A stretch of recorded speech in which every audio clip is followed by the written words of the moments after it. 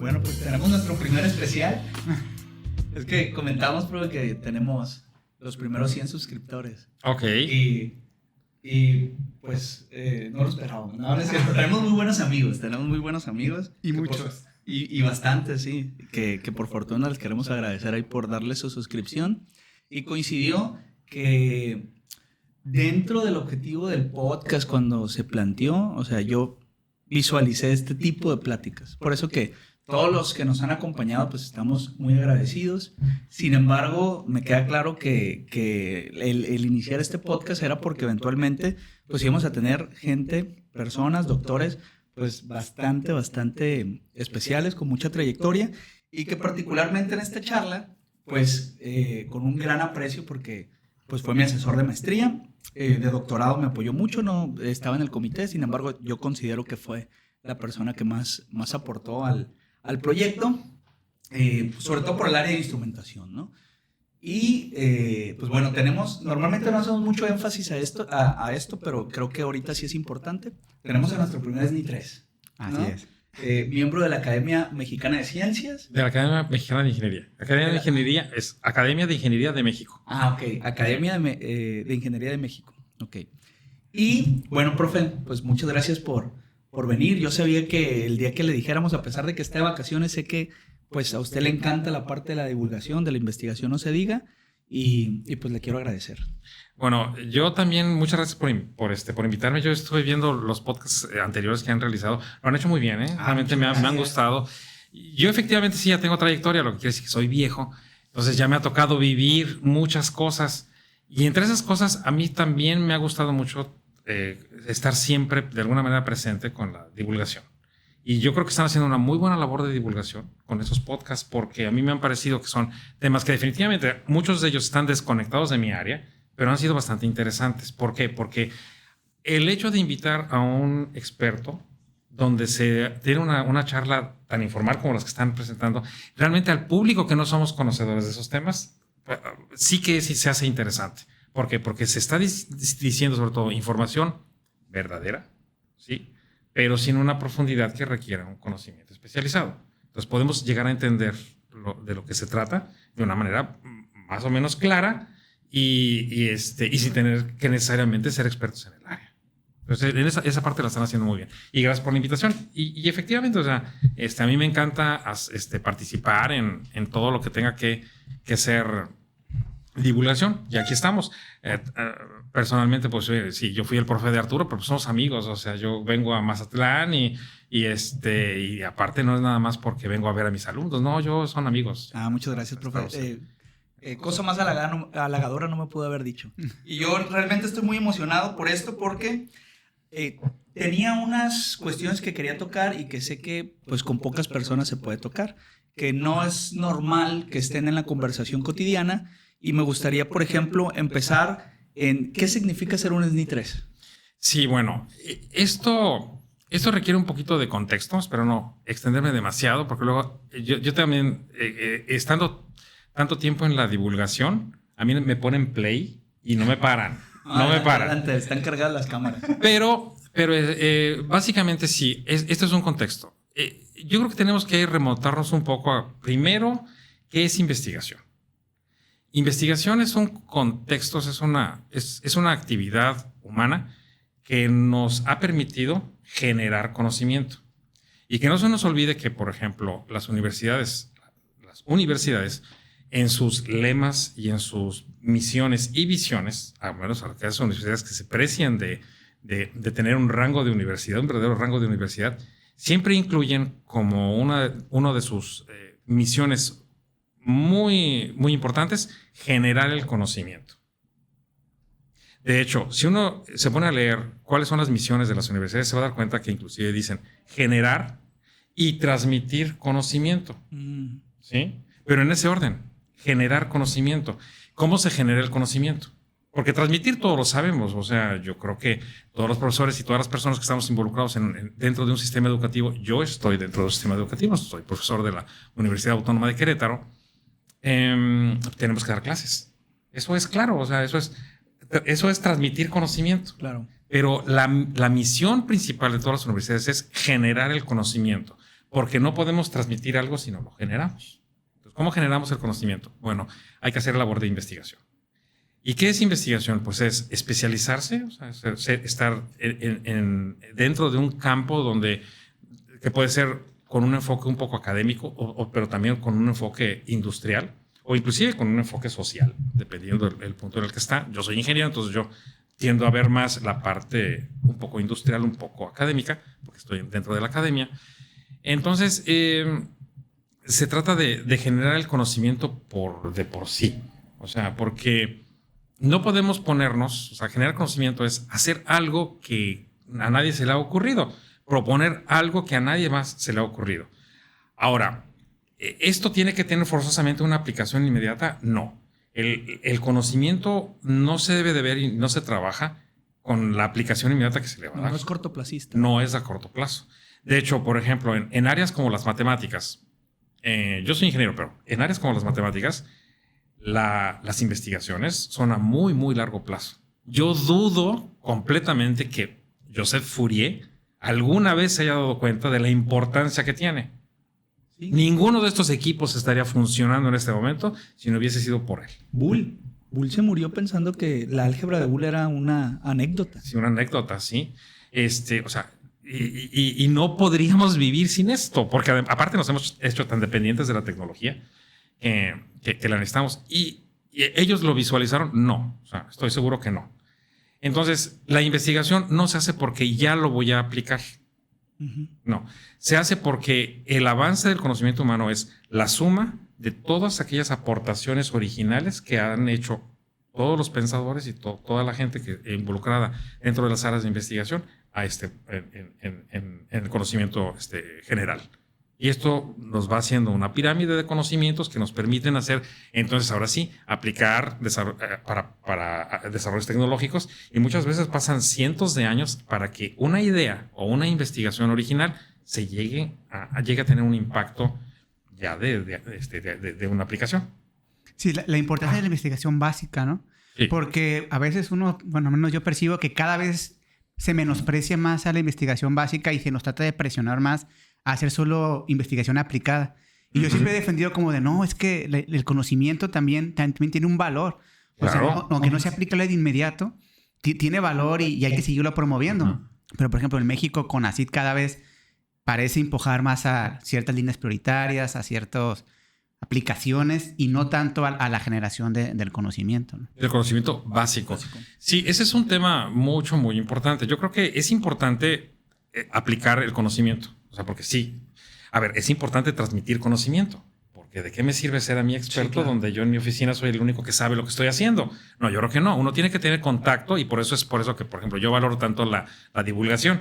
Porque no es lo que yo hago, sino también es formar nuevas generaciones, impulsar nuevas generaciones o inspirar nuevas generaciones. Que digan, oye, pues igual y no es tan malo ser investigador. Y no es tan malo. Cuando uno hace las cosas bien, realmente uno puede vivir perfectamente bien de eso. Pero, y está bien eso. O sea, transmitir conocimiento está bien. Aplicarlo también está bien. Pero no se nos olvide que estas aplicaciones se fundamentan en teorías ya desarrolladas de hace tiempo, o sea, de una investigación básica que tiene de fondo. Entonces, como que simplificar las cosas a decir que vamos a tener áreas prioritarias porque nos interesa estudiar y aplicar. Nada más es esta cuestión, como lo ha hecho así algunas políticas nacionales actuales. No, o sea, está bien por un sentido, pero por otro no está tan bien. No está bien, porque no se trata de dar una aplicación directa. De hecho, esto no lo hace nadie lo hace. O sea, los países realmente serio, ¿no? No, los países verdaderamente industrializados, es decir, que son dependientes su economía directamente de la industrialización, llámese Reino Unido, llámese Alemania, llámese últimamente Japón y Corea.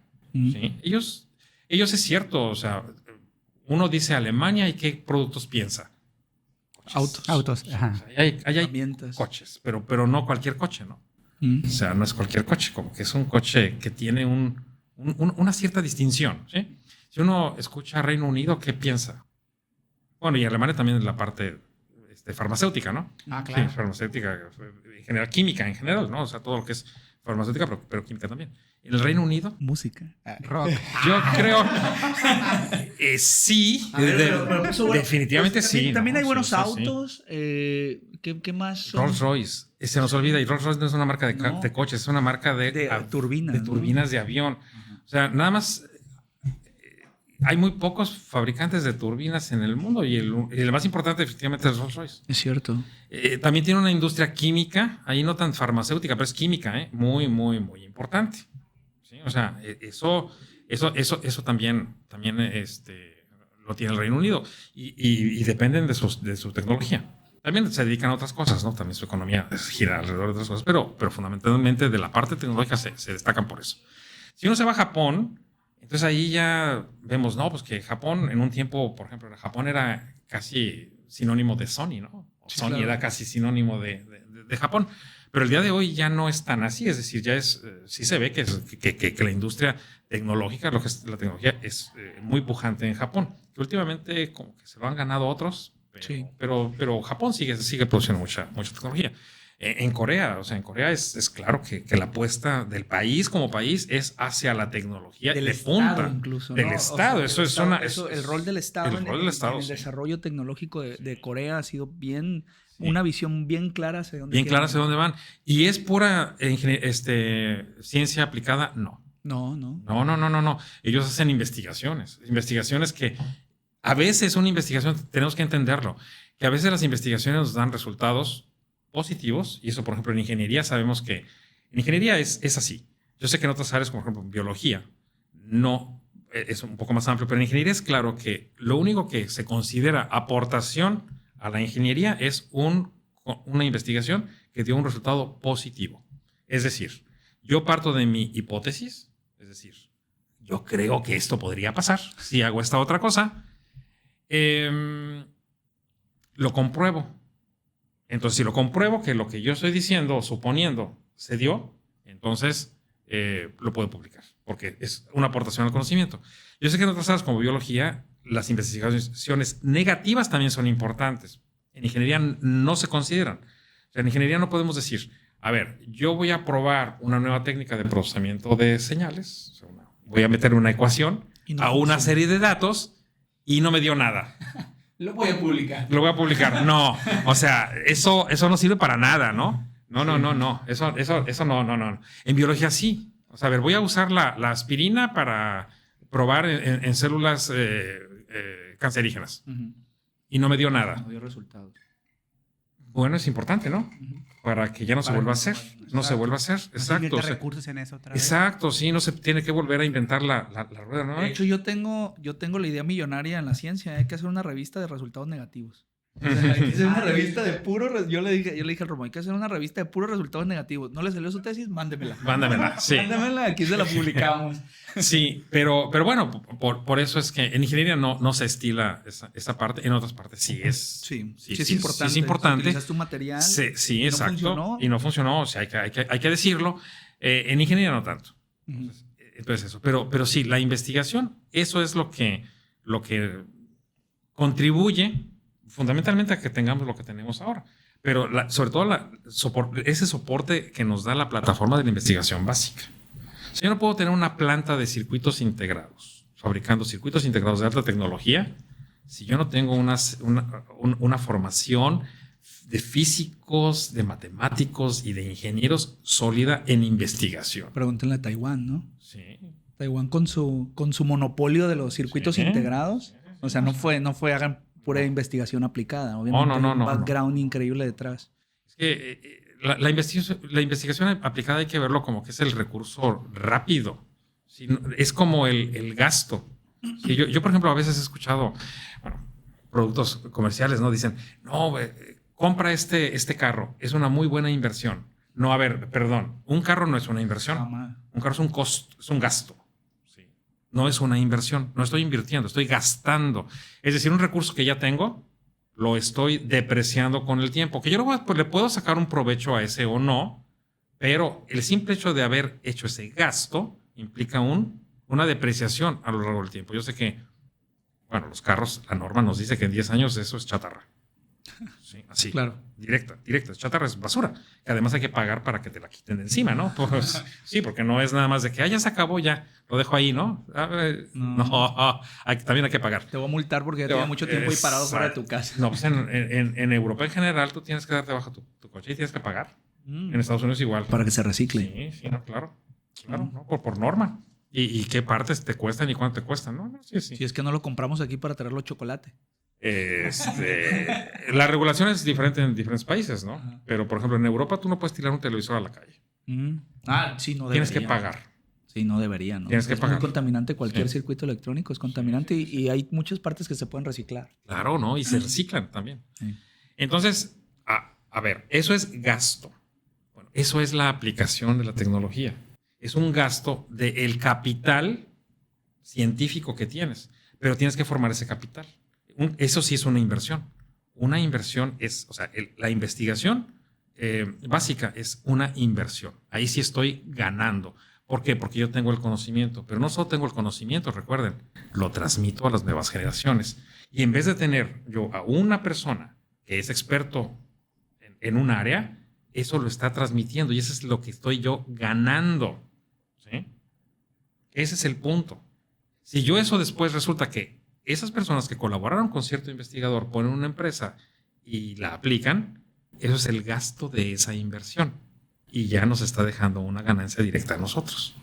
Entonces, por eso es tan importante la investigación básica. Y efectivamente algún país puede, como Taiwán, puede orientar su investigación a un cierto campo. Sí, pero no les dice, es que tú tienes que aplicarlo ya para mañana y tienes que tener dame puro recurso, ¿no? No. Investiguen en esta área, impulsa esas áreas, pero para una investigación básica, que de ahí podrán salir y salen, o pueden no salir. No a todos los países les funciona.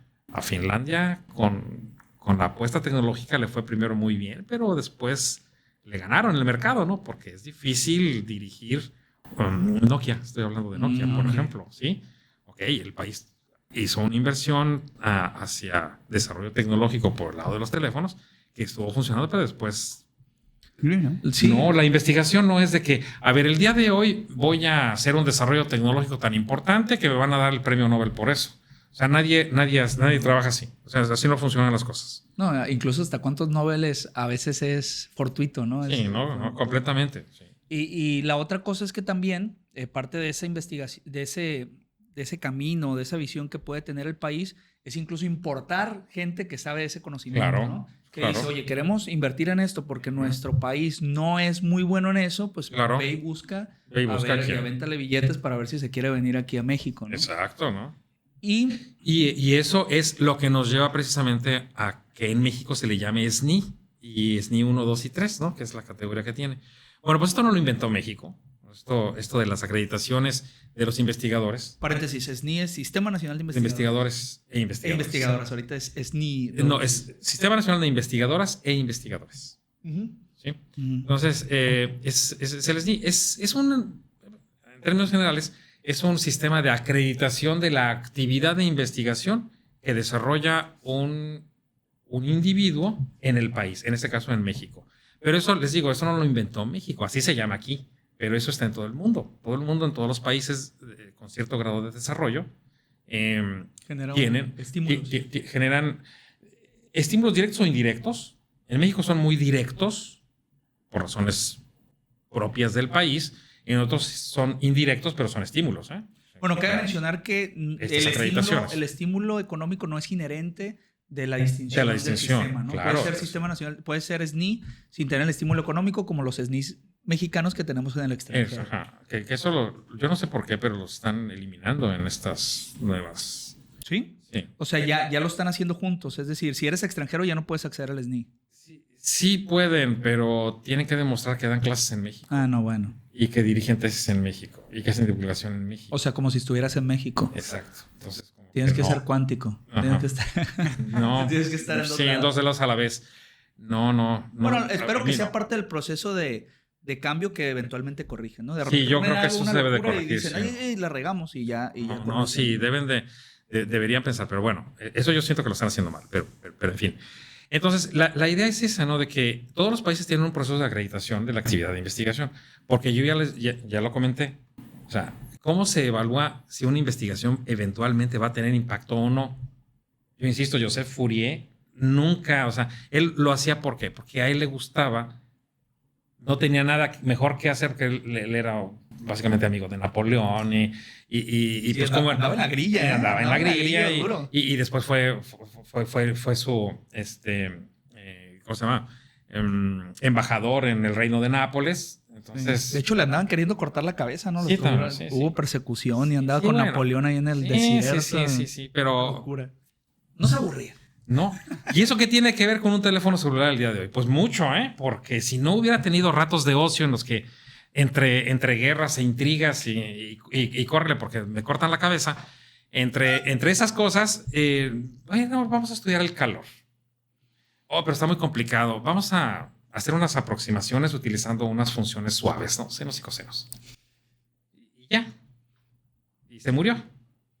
Y el día de hoy, sin esos senos y cosenos, no existiría un teléfono celular. O sea, no. Así es, no. No hay forma de vivir sin la teoría de Fourier desarrollada, que son el análisis de Fourier. Que ni siquiera era para señales, era para termodinámica. Era para termodinámica. O sea, sí, era para estudiar el calor. Es que tengo frío. Vamos a hacer una ecuacioncita. Sí, una ecuacioncita. Sí.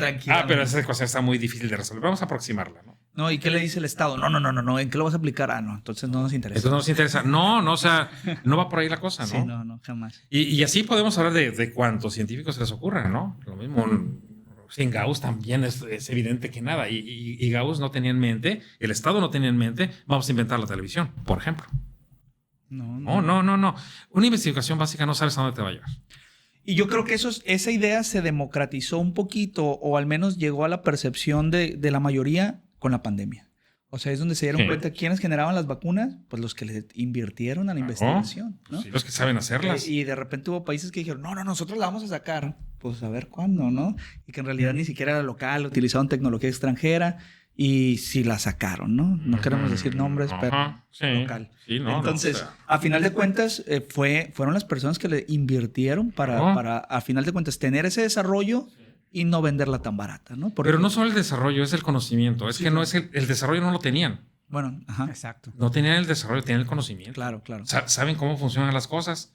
Que en ese momento, bueno, pues sí, ya sabemos cómo hacer la vacuna de la polio, ¿no? Y que se sigue haciendo y se sigue vendiendo. Pues ya tienen el laboratorio ahí jalando, ¿no? Pero viene un nuevo virus, una nueva cepa de un tipo particular de virus, ¿no? Porque en realidad, por ejemplo, el COVID, si no, tú corrígeme, pero el COVID es un resfriado. Nada más que el cuerpo no está preparado para responder satisfactoriamente el sistema inmune a él. ¿Por qué? Porque no, es nuevo, o sea, es una mutación que el sistema inmune de los seres humanos, o sea, primero, te infecta, ese es el primer punto, y segundo, no se defiende bien. Entonces, por eso te mata. Sí, no lo conocía. Y porque lo que te mata en el COVID es tu cuerpo. Sí, y el tener el conocimiento ya permite que reacciones rápido, ¿no? Que fue lo que pasó. Los primeros que la produjeron es porque ya tenían el conocimiento y solo tuvieron que desarrollarlo. Los que no, tenían que agarrar primero el conocimiento para después desarrollarlo. Y a lo mejor ya no se agarró muy tarde. Ahora, uno dice, no, pues ¿quién los desarrolló? No, pues Pfizer. ¿Y quién es Pfizer? Pfizer contrató a científicos para hacer el desarrollo. Científicos que tienen ahí, porque hacen ciencia básica, porque hay gente que está investigando los virus de los armadillos, ¿sí? Bueno, y sabe de esto. Entonces, oye, se nos vino este virus. Pues, a ver, ¿a quién tenemos aquí a la mano? Yo lo conozco. Tráetelos. Pues fue mi profe. Fue mi profe. Tráetelo. Vamos a armar un equipo. Y sí, y Pfizer vamos a meterle dinero porque también no tiene por qué. O sea, no está peleado el que alguien pueda sacar una ganancia del conocimiento. Sí, y hay bases de datos donde uno puede ver paciente por paciente la secuencia del virus que lo infectó, ¿no? Exacto. Eso es conocimiento básico. Y es conocimiento básico que, estrictamente hablando, si uno lo quiere ver para ya aplicarlo el día de hoy, no te sirve para nada hasta que no tienes una contingencia de este tipo. Claro. Y es por eso que quien tiene el conocimiento tiene la capacidad de reaccionar. Sí, nunca lo había visto así, como usted dice. ¿Quién estaba estudiando un coronavirus del pangolín? Ajá, ¿no? Nadie. No, del pangolín que pasó por un murciélago, además. Ahí es donde se volvemos a lo mismo. A veces la investigación también así, darle al gordo es fortuito. O sea, es de que, bueno, ahorita soy bien importante porque lo que estudiaba, que en realidad era una pequeña cosa de todo el conocimiento, pues fue bastante relevante. Ajá. O sea, ¿y eso se puede prever? No. O sea, no hay quien lo prevea, ¿eh? Pero no, o sea, y te lo digo, no. Así es, no. Así que sí, un país puede orientar su investigación, pero no te puede decir que investigues y que no. Eso sí no. Porque la investigación también hay que entender también otra cosa. Otra característica de la investigación es que la investigación no tiene valores. O sea, no son juicios de valor. Es neutra. Es neutra totalmente. La investigación es conocimiento humano acumulado. ¿Para qué lo uses? Eso es otra cuestión. Pero el conocimiento es conocimiento. Punto. Es neutra. No entra dentro de un juicio de valor. Tú no puedes decir, es que hay ciencia buena, ciencia mala. No, es que... Bueno, sí pueden, pero no deben. No. La aplicación de la ciencia. La aplicación de la ciencia, sí. No, es que la ciencia, el conocimiento no es bueno o malo. Es conocimiento, claro. Punto. Que es a veces como se juzga a las personas que hicieron conocimiento y que terminaron utilizándose en cuestiones bélicas, ¿no? Pero, ¿y es tan malo realmente como dicen las cuestiones bélicas? Bueno, no sé. Porque, bueno, ya que estamos hablando de juicios de valor, ¿no? Realmente sí. Digo yo, porque hay muchos países que se hacen ricos por eso. Yo creo que no debe ser tan malo, ¿no? Inglaterra, por ejemplo, el Reino Unido vende muchas armas. Estados Unidos también vende muchas armas. Vean el problema que tenemos aquí local, ¿no? Rusia hace muchas armas, China hace muchas armas y ganan mucho dinero por eso. Pues sí. ¿Y a poco ellos están diciendo que es malo? O sea, a lo mejor para que la gente lo entienda, ¿no? Pero bien que viven de eso, ¿no? Sí. O sea, es que por eso yo también, a ver, ya que estamos haciendo juicios de valor, pues hagámoslos completos, ¿no? No, y hay muchos desarrollos tecnológicos que se han hecho gracias a la guerra, sí, ¿no? Sí, por ejemplo, cuestiones de antibióticos y esas cosas se impulsaron muchísimo durante la Primera Guerra Mundial, ¿no? Y en la Segunda, pues la nuclear. Pero es que no necesitamos que irnos a la guerra, simplemente aplicaciones militares, potenciales. Ya, mira, resulta que también esto se lo podemos dejar a la gente. Ya cuando, por ejemplo, los satélites eran el sistema de satélites del GPS, Estados Unidos ya sacó una nueva versión. Dijo, ¿y qué hacemos con este? Pues véndelo. Es decir, libéralo, pero obviamente que las empresas norteamericanas tengan la primicia de tener el acceso y que vendan chips y circuitos que hagan acceso ahí y cobro, ¿no? ¿Sí? Sí, claro. O sea... Porque hasta la cola loca era para cerrar heridas. Era para cerrar heridas en el campo de batalla. Sí, permea mucha de esa tecnología, ¿no? Porque tiene que ser pura innovación. Por eso yo a veces cuando dicen, no, es que la tecnología bélica, ¿no? Que eso es malo. A ver, ¿y por qué tanto país está trabajando en eso y ganando mucho dinero de eso? O sea, a lo mejor es para que... Eso nos quieren vender la idea a nosotros, ¿no? ¿Para que no lo hagamos o qué? Pues sigue siendo parte de los tratados de Bucareli, no sé. Yo recuerdo un libro, ¿no? Que se llama De animales a dioses, que estuvo de divulgación científica, y decía que, de alguna forma, la ciencia y el imperialismo han estado juntos desde todo el desarrollo de la humanidad. Pues o sea, sí. Van de la mano y no puedes separar la ciencia del imperialismo. Sí, exacto. Porque la ciencia es conocimiento, pero también te abre el campo de la aplicación. Y ya, ¿cómo lo apliques y para qué lo apliques? Insisto, eso ya es entrar en juicios de valor. Que hay que tener cuidado cómo los hacemos, porque no es como nos digan, es realmente ponte a analizar nada más las cosas. Pero sí, no, es cierto que la tecnología es la que nos ha llevado a ser seres humanos ahora. Sí, porque desde que se usó la primera herramienta, ya de ahí... Ya todo cambió. Todo cambió. Y vean hasta dónde nos ha llevado. Entonces, ¿cómo evalúas tú la ciencia? Algo que no sabes si va a servir o no. ¿Cómo puedes decir, este es un buen investigador, este no es un buen investigador? Pues es muy difícil. Es muy difícil. Y yo creo que es imposible. Sí. No, es que es imposible. O sea, Fourier no tenía idea de qué diablos estaba haciendo. Y el impacto que iba a llegar a tener la teoría que desarrolló. De hecho, no recuerdo dónde lo leí, y cuando él manda su artículo, creo que le cae a Laplace y a Lagrange. Sí. Y Laplace y dice, dijeron... bien. Sí, y Lagrange dice, no. Eso es una porquería. Ajá. No se puede representar cambios tan abruptos con señales tan suaves y tan bonitas, ¿no? No. Hasta que se tuvo que morir Lagrange para que la aprobaran. Pero él andaba en otros rollos. Andaba en otros rollos, claro, y huyendo de que lo decapitaran, ¿no? Porque sí, se usaba mucho en esa... Es ahí el gran problema de evaluar o darle un número cuantitativo a tu aporte científico. No lo podemos saber. Entonces, ¿qué es lo que hacen de manera...? Pero se tiene que hacer porque también yo quiero, de alguna manera, poder fomentar la creación la generación de conocimiento. ¿Cómo puedo fomentar yo la generación de conocimiento? Pues tengo que, en un mecanismo con el cual pueda más o menos evaluar la actividad de investigación. Fíjese bien, evaluar la actividad de investigación. No estoy diciendo el impacto de la investigación cuando se aplique dentro de 350 años. No. Yo tengo que saber valorar en este momento la actividad de investigación que realiza un individuo. Sí, ya sea un profesor, un investigador, hasta un particular podría llegar a serlo. O alguien en la industria también. ¿Qué es lo que han hecho los países que llevan la ventaja sobre esto? Pues bueno, en el Renacimiento más o menos empiezan a surgir las primeras academias, a resurgir las academias. La academia ya existía en Grecia, pero ya, digamos, en el Renacimiento surgen las academias nacionales, donde reúnen a los pensadores de ciertas áreas, y sobre todo del mundo del conocimiento, los empiezan a reunir, donde se comparte información. El principio fundamental de las academias era permitir la publicación de esos trabajos, que de otra manera solamente tendrían un interés tan pequeño que no valdría la pena escribir sobre ellos, ¿no? Entonces, la importancia de la academia es que crea la divulgación científica, pero que alguien la evalúe, porque, a ver, como que no vas a publicar aquí lo que se te ocurra. Como que si vas a publicar algo en matemáticas, pues demuéstramelo, ¿no? O sea, entonces, los académicos o las academias se forman para eso, para poder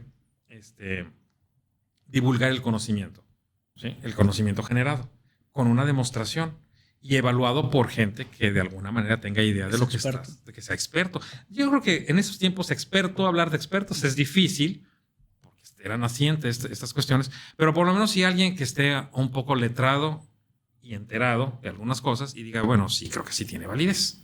Uh-huh. Sí tiene validez esto, ¿no? Vale la pena que la academia lo publique, ¿sí? Y nacen los journals científicos. Entonces, una de las cuestiones con las cuales se evalúa la actividad académica, pues es, por un lado, si el investigador es activo, es proactivo en la generación del conocimiento y de la divulgación de este conocimiento. Es decir, genera conocimiento original y lo publica, y entonces tenemos ya la medición de un parámetro que se puede evaluar. Y normalmente en todo el mundo ha persistido que uno de los factores que permiten evaluar la actividad académica pues es por la cantidad de artículos que publica un investigador. Y fíjense cómo digo cantidad, porque la calidad es muy difícil de evaluar. Recuerden que un conocimiento de ahora que inclusive puede ser muy criticado, o hasta quien diga, no, esto no sirve para nada. A ver, espérate, es que no sabes si en 100 años todo gire alrededor de él, como ya hemos visto. No, ¿sí? E incluso cuánto conocimiento a lo mejor ni siquiera lo entendieron. Era tan novedoso que ni siquiera los evaluadores lo entendieron, que fue un poquito lo que le pasó a Peter Higgs con lo del bosón de Higgs, ¿no? De hecho, sí, él era un total desconocido y que es una teoría ahí rara hasta que lo vieron, ¿no? Sí, o sea, lo mandó a Europa, se lo rechazaron, o sea, le dijeron, ¿de qué hablas? Y creo que lo mandó a Estados Unidos y ahí donde se lo publican. Uh-huh. Y millones de francos suizos después y un círculo de kilómetros enterrados 100 metros bajo tierra pudieron demostrar que lo que escribió 30, 40 años antes era real, ¿no? Era real, sí. Sí, es todo un tema, ¿no? Todo un tema. Entonces, por eso es que es muy difícil evaluar ese impacto porque... Y a ver, y en el caso de Higgs tuvo la fortuna de él darse cuenta que... Sí, es muy emotivo, ¿eh? Está el video donde lo anuncian Fabiola Ionati, que era en ese momento la líder de Atlas, si mal no recuerdo. Actualmente es la directora del CERN. Y anuncian que había una partícula que olía, caminaba y se veía como el bosón de Higgs, ¿no? Sí. Entonces estaba el señor y... Sí, no, claro. Dice, claro. Jamás pensé que iba a vivir para ver este momento. Para ver este momento, sí. Porque así ha sido la historia, ¿eh? O sea, Gauss no tenía ni idea de lo que era una televisión, ¿no? Claro. Y bueno, sí. No, y a mí no me cabe en la cabeza cómo convencieron a los políticos de meterle tanto dinero a ese aparato. O sea, ese es un creo gran, que eso es el paradigma de estas naciones. O sea, ¿por qué Alemania es grande? Bueno, Alemania, por ejemplo, y en ese caso no era Alemania, sino era solo uno de los principados alemanes, cuando Fraunhofer era un chico, por cierto, muy pobre, que le gustaba, bueno, que lo tenían medio esclavizado para hacer cristales, que eran típicos de Bohemia, de la zona. Entonces, bueno, los hacía muy bien, pero de repente hace un descubrimiento de unos cristales muy particulares que los científicos estaban utilizando y necesitando.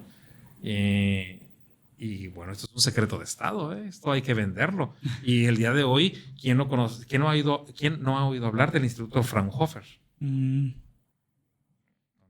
¿Qué hacen? Pues óptica, ¿no? Claro. Desde entonces. O sea, es que no tiene que estar peleando una cosa con otra, pero eso sí es visión de Estado, ¿sí? No de que de repente vamos a hacer algo, nada más por decreto lo vamos a hacer. Ahí parten de que tenían a una persona, un ciudadano muy capaz en un área y que es un descubrimiento importante, y entonces, bueno, vamos a apoyarlo y vamos a sacarle provecho de momento, pero hagamos un instituto de investigación alrededor de esto. El día de hoy lo que hacía el original Fraunhofer ya no sirve para nada, ¿no? Pero la escuela que crearon el día de hoy, no, es que el Instituto Fraunhofer, yo insisto, ¿quién no ha oído hablar de eso? Dio frutos también, ¿no? Dio frutos. Claro. ¿Sí? Y también hay que entender, algunas inversiones no dan nada, no dan frutos. Algunas tesis no dan resultados. Y ahí es donde dicen, cambia la hipótesis. Sí, no. O sea, y así pasa, así es la ciencia. Pero entonces, al final de cuentas, y es algo que también quería tocar, aunque no de frutos económicos, incluso a veces hasta científicos, el hecho de tener a esas personas trabajando a ese nivel de expertise y dando clases permea, ¿no? Porque también algo que está bien peleado de repente es hacer investigación y dar clases. Y a mí se me hace importantísimo. No, sí, es muy importante. ¿Por qué? Porque a final de cuentas, si haces investigación, no te puedes dar el lujo de desactualizarte. No. Porque si haces investigación, estás actualizado porque un artículo científico requiere que tengas un aporte que nadie ha aportado. Sí. ¿No? Que utilices una herramienta, una técnica o que lo apliques a otra cosa. Claro. Y definitivamente eso se ve en el recurso humano que estás produciendo. Claro. Llámese desde clases hasta llámese que el alumno que vio que lo que estabas haciendo le interesó hacer un posgrado contigo, o que tuviste la suerte, que tuviste un proyecto, de que te lo pudiste llevar a otra universidad o que lo pudiste mandar a otro lado. Pues ese tipo de oportunidades son las que permean a final de cuentas en los alumnos, y es importante hacer investigación y la parte de dar clases, ¿no? Exacto, y es que ese es otro factor más que entra dentro de la ecuación para acreditar a un investigador, o sea, acreditar la acción de investigación.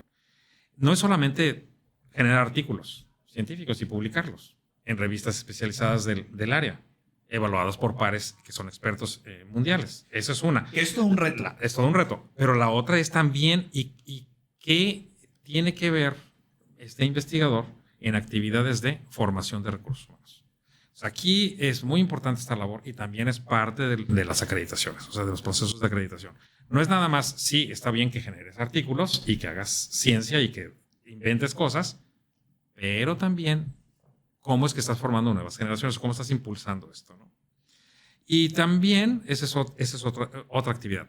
Ahora, pues sí, pero eso lo puede hacer hasta cierto punto casi que cualquiera. Yo creo que no hay impedimento para que cualquier persona dentro de la academia pues se ponga a hacer cositas y las publique.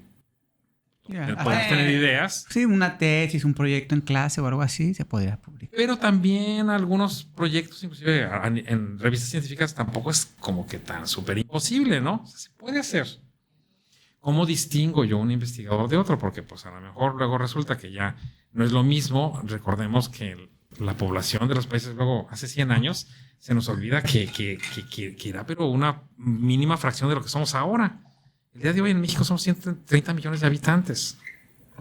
O sea, seguramente alguien publica de esos 130 millones. ¿Y cómo distingues quién está siendo eficaz? yo no estoy diciendo que si su cosa va a tener impacto o no dentro de 300 años. Yo no voy a estar ahí para verlo. Nadie vamos a estar ahí. Pero ¿cómo sabes que al menos la investigación que está haciendo alguien es eficaz? Pues bueno, tendrás que evaluar, pues yo creo que es mejor publicar más, ¿no? O sea, si alguien tiene una publicación cada 10 años, pues a lo mejor es que no es mucha actividad de investigación. Yo creo que como que tiene que tener un poquito más, ¿no? ¿Cuánto? ¿Por qué no hacemos una evaluación? Y con la tecnología que tenemos la podemos hacer. Porque no evaluamos y vemos cuál es la media de todo el mundo, ¿no? Pues resulta que está en alrededor de 1.3 artículos por año. Pues bueno, pues vamos a poner algo así para acreditar a un investigador que hace lo mínimo necesario para llegar a ser considerado como un investigador acreditado. Y paréntesis, profe. También depende del área, ¿no? Porque estamos hablando, por ejemplo, de un matemático. Pues a lo mejor un matemático sí anda sacando un artículo cada 5 años. Depende. Un matemático de qué estilo, ¿no? Un matemático aplicado te saca 5 por hora. Sí, no, un matemático en la industria, aguas. Sí. O sea, es una mina de ora, es una gema.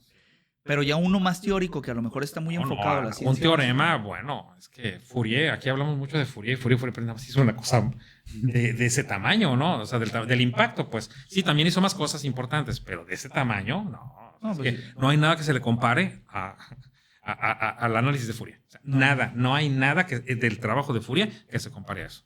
Cosa diferente con Newton, por eso Newton o con Gauss, ¿no? Que sí, por eso ellos están como que en nichos aparte, totalmente aparte, porque hicieron más de una cosa de ese tamaño.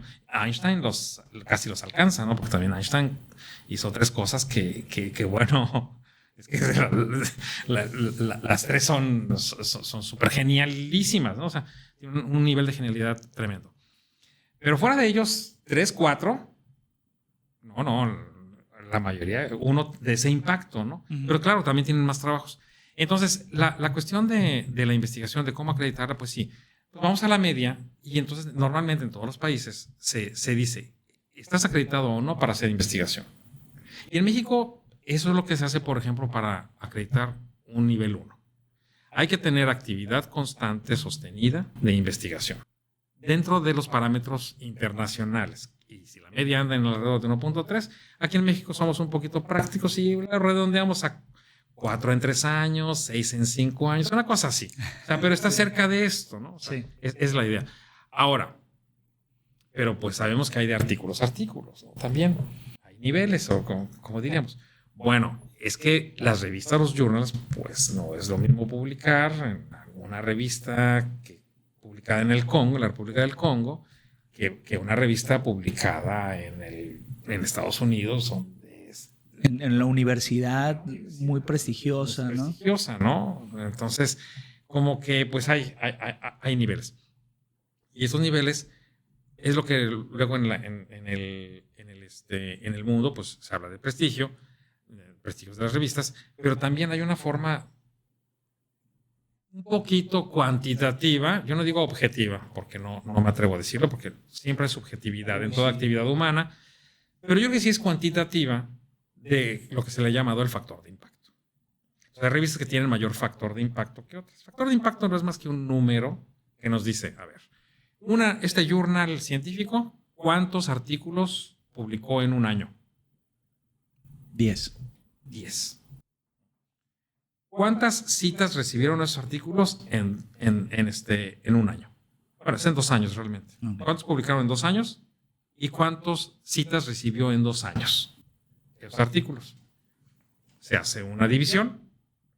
Entonces, si hay más citas que artículos, pues ese factor será superior a 1. Si son iguales, es 1.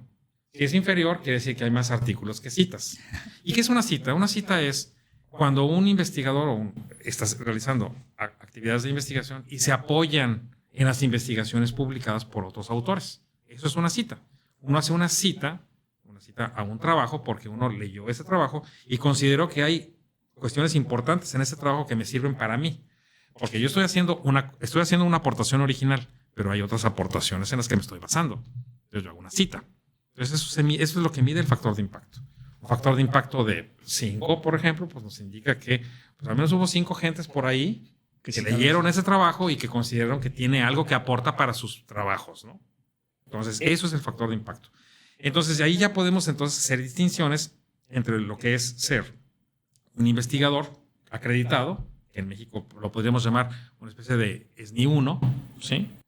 Y cómo hacer algunas clasificaciones de investigadores que son un poquito o que tienen un poquito más de impacto. Ahora también, en la cuestión de formación de recursos humanos, es muy importante formar recursos humanos en licenciatura, pero también más especializados, o sea, también cómo formas gente en maestría y doctorado. Entonces, así como hay de publicación a publicación, pues también hay de impacto en la formación de recursos humanos a impacto, ¿sí? Entonces, bueno, ¿cuál es el impacto del investigador? Entonces, en un nivel SNI 2, generalmente, y eso es en todo el mundo, les digo, lo que es en México más no es una invención. O sea, está tropicalizado aquí, pero finalmente esto es en todo el mundo. ¿Qué es un investigador de segundo rango? Digamos, que en México sería como un SNI 2. Pues es aquel que se distingue porque definitivamente, su labor de investigación o su productividad de investigación, tanto en artículos científicos como en la participación que tiene en la formación de recursos humanos, pues está por encima de la media. Sí. O sea, no puede estar en la media, ¿no? Yo creo. Claro. Tiene que distinguirse en algo. ¿Qué tanto? Pues el doble, ¿no? O sea, yo creo que sí tiene que echarle ganas, mínimo al doble. Y aquí sí aquí sí me importa dónde está publicando, porque ya no es lo mismo que publique mucho. Pues a lo mejor ya les dije, ¿no? Alguna revista de algún lugar allá que a lo mejor no hay mucho rigor científico en su evaluación, o el rigor es menor. A una revista que pasa, por ejemplo, por 5 revisores, ¿no? Sí, que una revista más consolidada. Consolidada y con un rigor más fuerte. Muy más fuerte, una ¿no? metodología más sólida. Una metodología más sólida. Sí. O sea, entonces, bueno, sí nos vamos a fijar en eso, ¿no? O sea, ¿qué tiene?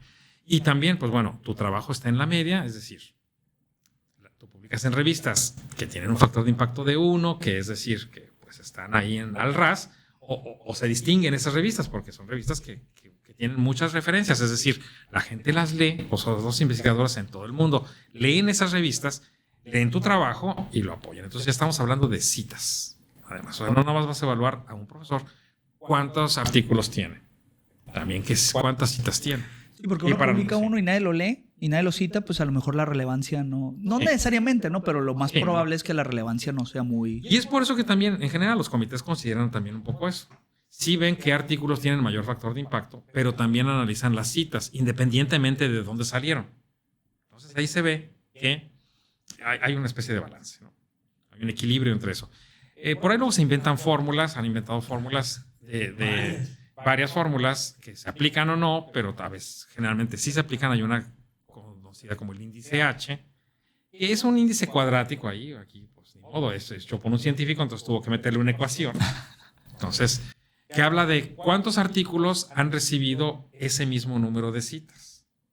Un índice H de 4 quiere decir que el investigador tiene 4 artículos, pero que cada uno de ellos al menos ha recibido 4 citas. ¿Sí? Entonces, por eso es un factor cuadrático. 4 por 4, 16. Habla de que tiene 16, ¿no? Pero un índice 20, o sea, ya estamos yéndonos un poco muy fuertes. Vamos a poner 10. Habla de que el autor tiene 10 artículos, pero de que cada artículo por lo menos ha recibido 10 citas de esos 10 artículos, ¿sí? Entonces, por eso son 100. Por eso es cuadrático. Alguien de 20, pues, échenle cuentas. Subir es 20 artículos con 20 citas, pues ya estamos hablando de que por lo menos tiene que tener 400 citas, ¿no? Y seguramente tiene más. Entonces, la cuestión es de que ese factor, ese índice, nos habla hasta cierto punto de la efectividad de generar el conocimiento. Que se entienda eso, ¿eh? Claro. Sí, efectividad. Y ahora, sí es importante que este investigador siga participando en licenciatura, pero como que me interesa ya también formar cosas más pues no alto nivel, pero sí de grados académicos más altos. De grados de especialización, yo diría más altos, ¿no? Porque un egresado de nivel de licenciatura tiene que ser generalista, porque tiene que poder adaptarse, tiene que tener una facilidad de poder adaptarse a un mercado amplio, Es por eso que su abanico de conocimientos debe de ser amplio. No, ya habla de más especializado. O sea, quiero que formes gente más especializada en ciertos campos. Quiero que hagas en FPGA una entropía con desviación estándar, media y varianza. Y graficado el histograma. Sí. Sí. Entonces, ya estamos hablando de cuestiones, pues sí, que ya requieren un nivel de especialización pues bastante estrecho, ¿no? O más estrecho. Y que además sea una persona que tenga un cierto reconocimiento. Ya no es nada más de que, pues sí tiene artículos, sí tiene citas, sí tiene desarrollos de formación de recursos humanos, ¿no? Forma profesionistas. ¿Y aquí qué impacto tiene en el país? Porque, pues, como que... ¿Y si es una persona reconocida en el país? Donde reconocida quiere decir que, bueno, pues... es una persona que participa proactivamente en actividades del país. Por ejemplo, da conferencias.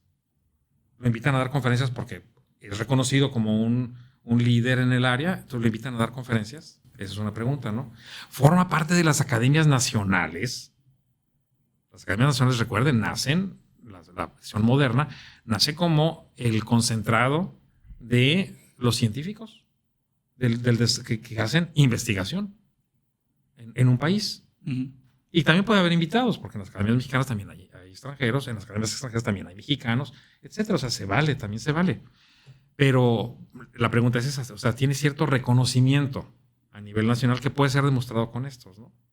También cosas que pueden hablar de un reconocimiento es una persona que llega a publicar un artículo él solito.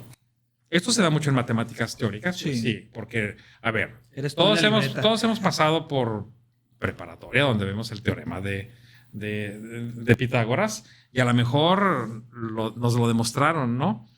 La cosa es de que, a ver, decirlo, sí, y a ver, demostrarlo, ¿no? Lo tienes que demostrar tú no puedes dejar una demostración a medias y que luego tu amigo la termine. No, la demostración tú la empiezas y la terminas. Entonces eso es complicado. Y las cosas están complicando mucho en matemáticas. Por ejemplo, la demostración del último teorema de Fermat. Que no era teorema, era una conjetura realmente. Ajá. Pero que hizo Andrew Wiles, un matemático inglés. Por Dios, son 130 páginas, ¿no? Ya la comprimieron, yo creo que ya la redujeron a menos, ¿no? Hay una versión más compacta de como 45 páginas de una demostración matemática. O sea, ¿quién entra en esos tamaños, no? O sea, eso es complicado. Y nada de que fue en partes, ¿no? Eso lo tiene que hacer. Son actividades que por naturaleza las hace una sola persona. Sí, son como muy solitarias. Muy solitarias. La investigación en otras áreas es muy difícil hacerla solo, pero se puede llegar a dar. Alguien que tenga esa capacidad, pues también demuestra que, bueno, yo creo que algo tiene, ¿no? Sí, algo que lo distingue. Tiene esto. Y si además es un artículo que lo citan mucho y que en una revista de mucho prestigio, pues bueno, todo eso, súmenle, ¿no? Súmenle a esto. Entonces, si lo queremos ver así, es el siguiente nivel de un investigador, que en México sería como el SNI 2, es no solo hacer o desarrollar actividades sobresalientes, o sea, actividades de investigación, sino que estas tienen que ser sobresalientes. Claro. Y sobresalientes es sobresalientes, es decir, no que mira, aquí está el medio, entonces yo ya me brinqué. No, a ver, aquí está y tú estás acá. O sea, hay un brinco, hay un gap ahí. Y además tienes cierto reconocimiento dentro de tu área de que eres una persona que realiza investigación en un área específica y que es interesante, pues, poderte invitar a que nos ayudes, porque la formación de recursos humanos no solamente es dirigir tesis, eso es claro, pero también dar conferencias, que luego se le ha llamado más divulgación, pero es finalmente transmisión de conocimiento, ¿no? Uh-huh. Sí, o sea, también es una actividad, pero efectivamente la divulgación también es importante. O sea, entonces, eso es lo que te destaca de ser un investigador que hace actividad de investigación. Entonces, ya eso te da otro nivel. ¿Qué es ser investigador nivel 3? Pues esto es más fácil, porque es lo mismo, nada más que a nivel mundial. Y ya, tenemos el SNI 3. Tranquilito. Y los números, pues multiplícalos en vez de por 2, pues por 3 o 4. Y ahí es donde empezamos a ver luego a veces cosas muy exageradas, porque hay investigadores que tienen una actividad que efectivamente se distingue y tiene una distinción internacional a un nivel 3, o sea, es decir, por 3 del promedio, pero hay quienes se disparan y tienen unas cosas, ahí vemos unos monstruos. Y a unos con un TOC increíble, ¿no? Sí. unas manillas ahí de... Sí, no. Entonces, y esto, insisto, no es algo que lo programe o lo visualice una persona. Es simplemente que a veces uno hace algo que le interesó a todo el mundo. ¿A ti te interesaba o te llamaba la atención o simplemente te cayó o te salió y lo aprovechaste? Pero luego resulta que eso se hace famoso, se hace muy conocido y ¡pum! Adelante. Sí, y que normalmente son personas que generan algo que es punta de lanza para que otros los empiecen a utilizar, ¿no? Ejemplo, inteligencia artificial. Ya ven que el día de hoy está tan de moda que ya hasta las personas que no se dedican, o sea, que no necesariamente, obviamente no son expertos en el área, la han oído. Sí. Claro. Sí, no, de hecho, inteligencia artificial. Ya se ponen a jugar con ella. Ya no la saben usar y dicen no sirve para nada. No sirve para nada, exacto. Y luego le llaman inteligencia artificial. Yo soy de la línea dura. Sí, yo sé. Y para mí, inteligencia artificial, a ver, sí, es muy artificial y muy poco inteligente. Porque eso no es. A ver, tiene algo de inteligencia, algo, pero muy artificial. Sí. O sea, a pesar de que ha dado un gran paso, sí, todavía. No, sí, y yo no estoy diciendo que por eso vale menos. Ajá. No, yo nada más digo que eso no es inteligencia. Ajá. Sí, ahí yo, por ejemplo, es algo. Yo me peleo un poquito con el hecho de yo creo que lo que le hace un poquito de ruido es que le pusieron el nombre de inteligencia. Sí. A lo mejor ese fue el problema. Sí, yo creo ¿no? que sí. Porque deben yo creo que la inteligencia artificial actual es, y aquí dinos si no, es más bien como una actividad muy específica de una parte muy particular del cerebro, que es el cerebelo. Uh-huh. ¿El cerebelo qué es el cerebelo humano? El cerebelo humano es una computadora digital, repetitiva. Caminar. ¿Quién de ustedes piensa cómo programar los pasos para caminar? Nadie. Porque inclusive si te pones a pensar, te caes. O sea, ay, ¿qué sigue en el paso? ¿No? Pues de ahí, ¿eh? O sea, no. Es la programación repetitiva de acciones aprendidas. Yo creo que eso es la inteligencia artificial. Son sistemas que emulan el funcionamiento de una parte del cerebelo. Pero el cerebro humano es muchísimo más que el cerebelo. Y de hecho, el cerebelo es la parte que menos participa en la inteligencia porque ni siquiera es consciente. Okay. ¿Sí? Por eso es que a mí mi problema con inteligencia artificial. Yo creo que la palabra fue la que le dolió, porque, por ejemplo, cuando pensaron en una neurona de la red neuronal artificial, pues en realidad es una sumatoria ponderada. ¿Qué quiere decir? Son entradas que las multiplicas por un factor de importancia, las sumas y ya. ¿Es una neurona? No es una neurona. O sea, simplemente vieron que aparecían las dendritas y todo eso, ¿no? Y ciertas, porque no otras, ¿eh? O sea, hay otras que... Sí, no. No. Y es un reduccionismo, ¿no? Sí, exacto, sí, es un reduccionismo muy, muy fuerte que da sus resultados. Yo no digo que no, y son muy importantes. Bueno, pues la gente que empezó a trabajar con esto en su tiempo, créanme, o sea, ¿eso qué es? ¿Para qué sirve? O sea, ¿qué le importa, exacto, no? Sí. No, al día de hoy la gente que trabaja en esto, yo conozco científicos muy renombrados, por ejemplo, en México, no quiero dar nombres porque luego... Sí, porque a lo mejor se los pasan y viene. No, porque luego se me voy a ofender si dejo a alguien fuera. Sí, claro. No. Sí. Pero, por ejemplo, sí, yo conozco a varios y hemos coincidido en comités del CONACYT, pues, porque obviamente son personas muy reconocidas el día de hoy, ¿no? Pero reconocidas a nivel internacional. Uno de ellos tiene una cantidad de citas que, bueno, es súper mega impresionante. Sí, ya me lo había recomendado. Sí, no, pero te digo, como hay varios más también que también han tenido este impacto, pues sí. ¿Y a poco ellos lo programaron? Sí, mira, yo haciendo esto que nadie está haciendo y va a tener mucho impacto y me van a conocer y voy a tener... No, claro que no. Entonces esos son brincos que si uno se compara ahí, no, pues están muy, muy por encima, ¿no? Pero también algo que es claro es que si agarran a los SNI 3, realmente sí, o sea, la mayoría es gente sobresaliente. Sí. O sea, la mayoría es gente muy trabajadora, sí. con una capacidad de abstracción. Y yo lo viví, pues creo que usted fue el primer SNI 3 con el que tuve mucho contacto. Pero sí, la regla, más que la excepción, es que a pesar de que, bueno, yo creo que hasta los que hacemos ahí nuestras cositas, todo lo hacemos con la intención de que, a lo mejor pega, ¿no? A lo mejor se vuelve algo así, uno tiene muchas ganas. Pero sí, o sea, son gente excepcional en su mayoría, ¿no? Hay ciertos rasgos, ¿no? Que sí se distinguen. Por eso se le llama a esto, más que una acreditación, es una distinción. Ajá. ¿Sí? ¿Por qué? Porque te distingue de las actividades que tú haces, cómo han tenido o cómo se pueden tener cierta medición, cierta métrica de impacto en la sociedad, ¿no? Entonces, eso es lo que vendría a ser un SNI 3, que además te lo hacen a nivel mundial. O sea, un SNI 2 es, por ejemplo, una persona que yo en su tiempo fui SNI 2 y, por ejemplo, pues Arturo lo sabe, ¿no? Me invitaban a dar conferencias y ahí voy yo, ¿no? O sea, yo voy a dar conferencias. Pero también que me invitan, y me empezaron también a invitar en otras partes del mundo, pues ya ahí voy, ¿no? Y ya después soy SNI 3, pues sí. Eso es lo que es ser un SNI 3. Finalmente. Entonces, en resumen, ¿qué es ser un investigador? Un investigador es generar conocimiento. ¿Cómo generamos este conocimiento y lo transmitimos? Bueno, pues hay niveles, ¿no? Habrá una media mundial y eso nos da un nivel de acreditación, o sea, un nivel que puede ser medido y acreditado, tanto en México como en otras partes del mundo.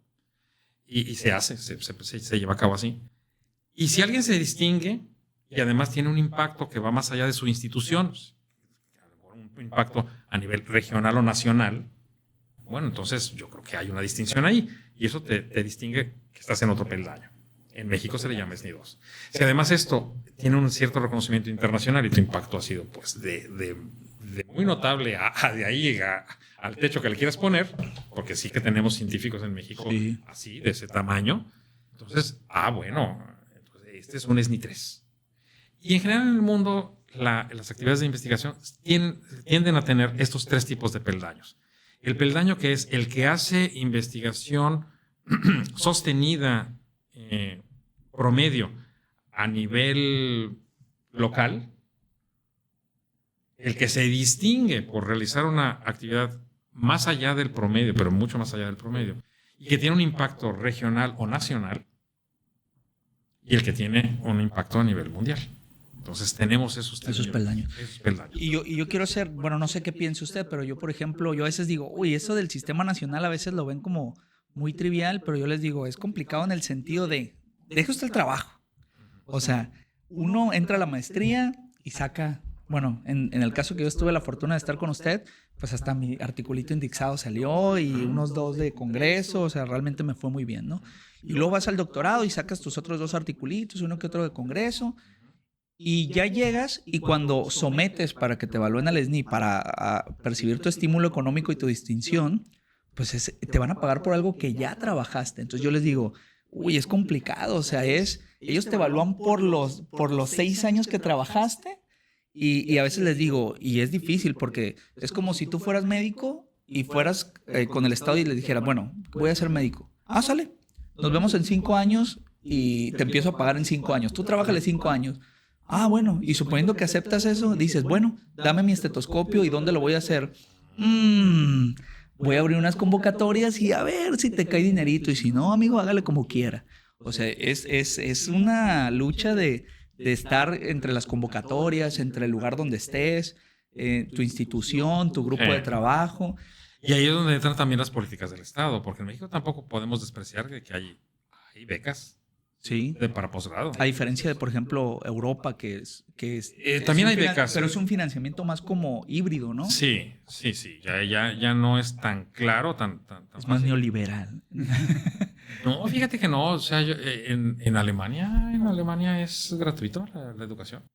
Sí, pero por ejemplo, creo que normalmente ya en posgrado entra mucho el hecho de que tengas un proyecto como investigador. Claro, ya tienes que demostrar que no eres el promedio de persona. Ok. En México también el posgrado, pues tienes que pasar el examen de admisión.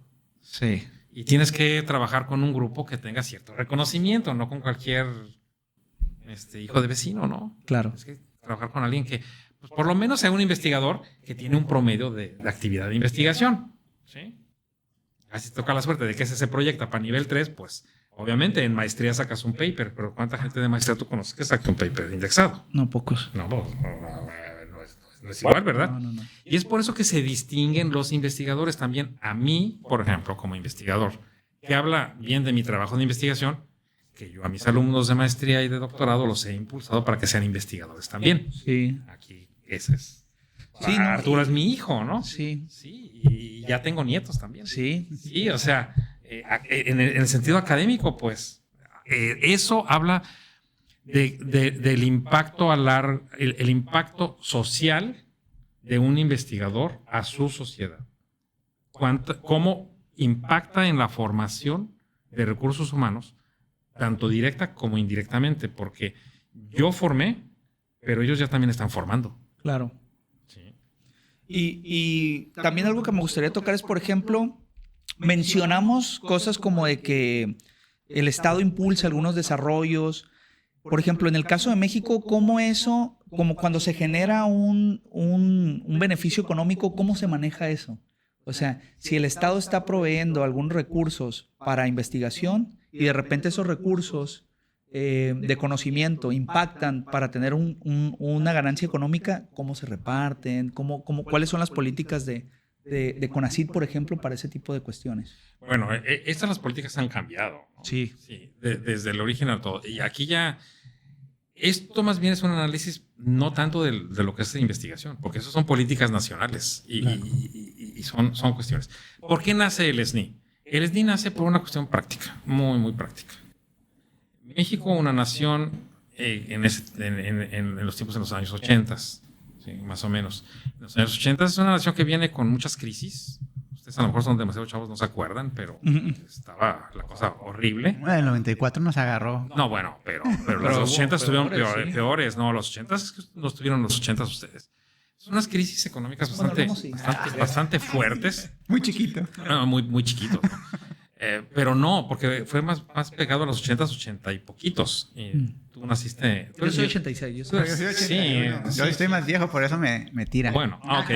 Pero de todos modos, por supuesto que no se acuerdan. Pero eran unas crisis muy fuertes. El material humano de alta capacidad, pues, es volátil. Es decir, si yo nazco en un país donde este país tiene muchas crisis y la oferta que me da para desarrollarme a mí como potencial profesionista son bajas, ¿qué es lo que hace? Me voy a otro lado. Exacto, me voy a otro lado y luego hacen sus investigaciones, sus desarrollos y contribución a la sociedad en otra parte. Fuga de cerebros. ¿Qué es lo que tienes que hacer? Por eso es que en México el Sistema Nacional de Investigadores nace por una cuestión de que tenemos que de alguna manera ser atractivo, que las mentes que generan el conocimiento de alguna manera les sea atractivo quedarse. No todas, no empiezas con todas, pero sí, por ejemplo, llegar a un nivel 3, pues en realidad un nivel 3 debe de estar percibiendo pues, el equivalente a un académico de ese nivel en otra parte del mundo y de primer mundo, básicamente. Entonces, por eso es que nace no nada más como una distinción, sino también con un apoyo económico. Claro. Esa es la cuestión, ¿no? En muchas partes del mundo es mera distinción, ¿eh? ¿Sí? Pero también tiene un impacto económico, porque una universidad obviamente le va a pagar más a alguien que tenga una distinción mayor que al que es como que todos los demás, ¿no? Entonces, por eso yo digo, aunque aquí hay un apoyo económico muy claro, en otras partes del mundo no habrá ese apoyo económico directo, pero es que te impacta en tu contrato. Entonces, volvemos a lo mismo, también es dinero, ¿no? O sea, porque esta parte no está peleada la ciencia con que te paguen bien. O sea, haces tu trabajo bien, que te paguen bien, qué bueno, ¿no? Sí, pero por ejemplo, ¿cuál será la razón de que en algunas cosas, por ejemplo en el fútbol, en muchas cosas, pero inclusive en la ciencia, un país como México, que es tan grande, con tanta población, no esté al nivel de otros países mucho más pequeños y con menos población, y que en teoría no tendríamos como más material humano para destacar, por ejemplo, en la ciencia o en los deportes, y nos quedemos generalmente pues, abajo de la media mundial, por así decirlo? Yo creo que la percepción, o sea, sí entiendo y sí, eso pasa, y no nada más a México, le pasan a muchos países, pero la percepción, esa cuestión no es tan simplista como parece. Por ejemplo, hablar y decir que México, ¿por qué no es como Dinamarca? Cuando tiene más es que no recursos se humanos. puede, es que no se puede ver. Dinamarca, ¿cuánto es la población de Dinamarca? Mucho menor, ¿no? Son 3 millones y medio de habitantes. Ni Ciudad de México. No, ¿qué Ciudad de México? Chalco. y Chalco, no, Ecatepec. Los que caben en el Zócalo. Dinamarca que caben en el Zócalo. Ecatepec. Tiene más gente que todo Dinamarca.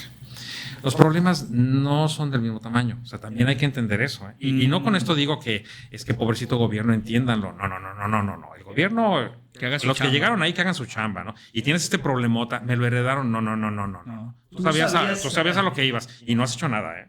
No has hecho nada para resolverlo. No. Lo que pasa es que a veces queremos proyectar y extrapolar problemas de un país, o sea, más bien, soluciones y niveles de un país con los problemas de otro. Con contextos diferentes. Con contextos diferentes. Es que no perdamos ese contexto. Entonces, el contexto que nosotros tenemos en México, sí, efectivamente, podemos hablar de que, ¿por qué teniendo todo esto no nos pasa esto otro? Bueno, es que tenemos realidades. Y esas realidades las tenemos que asumir. Y son problemas y que nos toca a todos tratar de resolverlos, ¿no? Sí, porque yo desde que soy estudiante, pues siempre he recordado que constantemente la petición de la comunidad científica mexicana de que se incremente el porcentaje de impresionar la ciencia. Siempre ha sido el 1% el que se ha buscado y pues... Es el que está en la Constitución, el 1%. No está en la Constitución, pero nunca se ha alcanzado, ¿no? No, y cuando se ha alcanzado, pues ha sido con desviaciones, porque también sí hay malas prácticas, ¿no? Hay que reconocerlo. Son campañas, súbele el 1%. Por ejemplo, yo debo reconocer una cosa del gobierno que tenemos. Aunque yo personalmente no soy, definitivamente, que voy a decir, no, es que este gobierno ha sido lo malo que nos ha pasado en todo el mundo. No es cierto, ¿no? Y ningún gobierno ha sido así. Todos los gobiernos tienen claroscuros. Claro. O sea, en estas cosas, y luego en un país tan grande como México, con tantos problemas como México, es complicado. No hay blanco y negro, todo es gris. Todos son tonos de grises. Todos son tonos de grises. Yo creo que ese gobierno, por ejemplo, sí que ha hecho algunas cosas porque ha habido malas prácticas anteriormente en investigación, ¿eh? Sí. Y en fútbol también. ¿Para qué nos hacemos? Y era como una especie de secreto a voces, ¿no? O sea, todos hablábamos de las mañas que en las convocatorias, en ese tipo de cosas, pero nadie hacía nada. No, pues no podíamos hacer mucho, tampoco, ¿no? Bueno, a lo mejor nosotros no, pero... Y luego también es diferente, es difícil medir, ¿no? Por ejemplo, vamos a suponer que ustedes estuvieran en un consejo de investigación como directores de investigación, de proyectos de investigación. ¿A quién apoyarían? Sí, o sea, al que ya demostró que puede hacer un proyecto y terminarlo, o alguien que apenas va empezando, ¿no? Que sería como... Pero ¿a quién apoyas? Recibes 100 solicitudes, nada más tienes 20. Nada más puedes aprobar a 20. ¿A quiénes vas a escoger? A los más consolidados. A los más consolidados. Ok, o sea, básicamente 19 proyectos a la UNAM y uno al Politécnico. Sí, es que es el problema. Sí, porque... La cuestión es esta, es una realidad. No, yo se los pongo así porque es muy fácil como científico decirlo. ¿No? Vamos a apoyar a los mejores, ¿no? A las mejores propuestas. ¿Sí? Pero ¿cómo se desarrolla lo demás? Entonces, pues estás haciendo muy elitista. Exacto. Sí. Si estamos de acuerdo. Es por eso que no puedes decir es que yo nada más voy a apoyar a los SNI 3. No, y generas una brecha más grande todavía, ¿no? Sí, es que no. O sea, ¿no? Tienes que ser también político en la ciencia. Y esas son las políticas públicas que tiene que tener la ciencia. Y no me pregunten porque yo no soy ahí. O sea, por ese tipo de preguntas, yo entiendo la problemática. La entiendo, ¿eh? Tengo la solución. A lo mejor tendré ideas, pero no tengo la solución, ¿eh? Olvídenlo. No me vean a mí. Yo estoy en otra cosa. A mí hablan de la industria 4.0 ahorita, pero de eso no. La cuestión es de que sí, efectivamente, tenemos esos problemas, tenemos esas deficiencias, pero yo creo que el país no lo ha hecho tan mal tampoco. No. Del 80 para acá, yo creo que la investigación en México ha crecido. ¿Que pudo haber sido mejor? Sí. ¿Que podríamos haber tenido otras cosas? Pues sí. Pero esta es la realidad que tenemos ahora. Y yo creo que si sumamos, yo veo un balance finalmente positivo y eso ha sido bueno. Sí. Es como, por ejemplo, la tan criticada educación en México. ¿Sí? Porque sí que ha sido muy criticada por todos lados. En realidad en México es tan mala la educación. No creo. Yo creo que el resultado de cómo estábamos en 1910 al 2010 cambió mucho. No, bueno. Yo creo que cambió mucho. Nuestros abuelos hicieron algo bien, ¿no? Aunque con muchas críticas y todo, y sí, efectivamente, con muchos errores también. Pero ¿y el resultado que tenemos es realmente tan malo? No creo. O O sea, ya tenemos gente reconocida a nivel internacional. Sí, o sea, en la actualidad ya pareciera que siempre hay que buscar que los hijos vayan a una escuela privada porque si va a escuela pública, muy mal. Y la mayoría de nosotros estudié en escuela pública, ¿no? En escuela pública. Yo toda mi vida la estudié, o sea, toda mi carrera académica fue en escuela pública. Yo a mí, perdón, pero la educación pública se la prefiero sobre la privada. Perdón, pero son guarderías, ¿no? Oye, pero tú no estás pensando en la universidad. No, es que son guarderías. La universidad privada es guardería. Y tráiganme a quien quieran, se lo digo en su cara. No me importa, o sea, es así. Pónganme la escuela que quieran y... No, y se los demuestro si quieren, ¿eh? Sí, yo tenía un profesor que nos decía que de una universidad en Guadalajara que era privada, que decía, pues no es ni universidad, es un instituto porque no hay universalidad de pensamiento, no hay universalidad de líneas de investigación. Decía, más bien es un instituto más que una universidad. Y pues sí es cierto, ¿no? O sea, sí. Así es. Entonces, investigación es estar en un entorno donde hay una libertad para poder generar el conocimiento. Y punto. Y se hacen niveles. Y punto. Debe haber políticas, sí las hay. Ahora, también tenemos que tomar en cuenta, bueno, uno habla de que no, pues Europa clásicamente pues, se define como un centro de conocimiento muy importante, últimamente también Estados Unidos. Estamos hablando de muchos años, pues. Claro. Sí, Estados Unidos tiene ya como 100 años de ser preponderante o notablemente preponderante.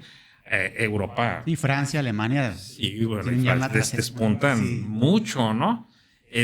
Sobre países como España, ¿no? Que en su momento pues, España era la potencia económica mundial durante muchos años. Y el Imperio Español. Y así como que en investigación, o sea, son buenos y hacen cosas buenas, pero no son Alemania, no son Francia, ¿no? No son el Reino Unido. Entonces, es que también las políticas permean, pero también la riqueza. O sea, hay que entender que también tuvieron decisiones económicas que les permiten hacer esto. Y definitivamente ellos sí que invierten bastante en ciencia básica. Sí. Bueno, Doc, ¿y cómo anda México ahorita? Mencionan la parte de la industria 4.0. ¿Cómo está México actualmente? Por ejemplo, ahorita que usted trabaja para hacer investigación en la industria, ¿cuál es el rol de la investigación en la industria 4.0? Bueno, primero vamos a hacer un poquito de contexto muy breve de qué quiere decir industria 4.0. Porque cuando yo escucho industria 4.0, pues luego pienso en, a ver, entonces hubo una 1.0, 2.0 y 3.0. Menos 1.0. Y a la mejor, sí, y menos 1.0 tal vez, o sea, una alfa o una beta. Y la respuesta es sí. ¿Por qué?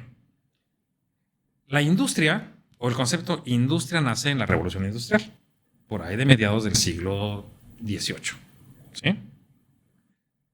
¿Qué es lo que permitió la Revolución Industrial? Se los pregunto en el programa de exámenes. ¿Qué idea creen ustedes qué fue lo que hizo que existiera la Revolución Industrial? ¿Qué lo permitió? ¿La máquina de vapor? ¿O no? Sí, la máquina de vapor. Pero cuando hago esa pregunta, generalmente me contestan, pues las máquinas, ¿no? ¿Sí? No fueron las máquinas. Las máquinas, por ejemplo, un torno fue inventado. Yo cuando fui al museo, las veces que he ido al Museo del Louvre, paso siempre por la sección de los egipcios. No me diga que tenía un torno. Hay un torno que tiene 3.500 años de antigüedad.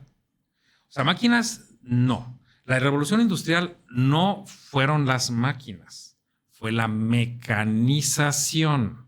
Es decir, máquina de vapor, que es una fuente energética concentrada y con posibilidad de controlarse, ¿sí? Claro. Para accionar parte de las actividades de una máquina. ¿Sí? Eso es la mecanización. Que tenemos ya no tracción animal, ya no tenemos un río o un molino de viento, ¿no?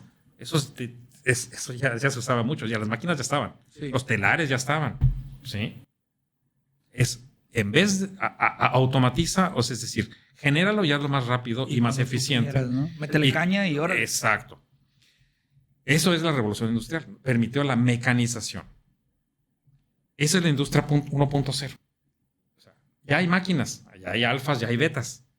Y el río, pues ya es fuente de energía, ¿no? Externa y ya mueve un molino, ¿no? Una rueda. El viento, ya hay molinos de viento. Sí, ya hay alfas y betas.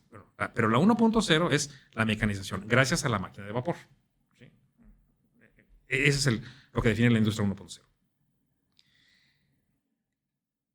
esta industria necesita muchos operarios.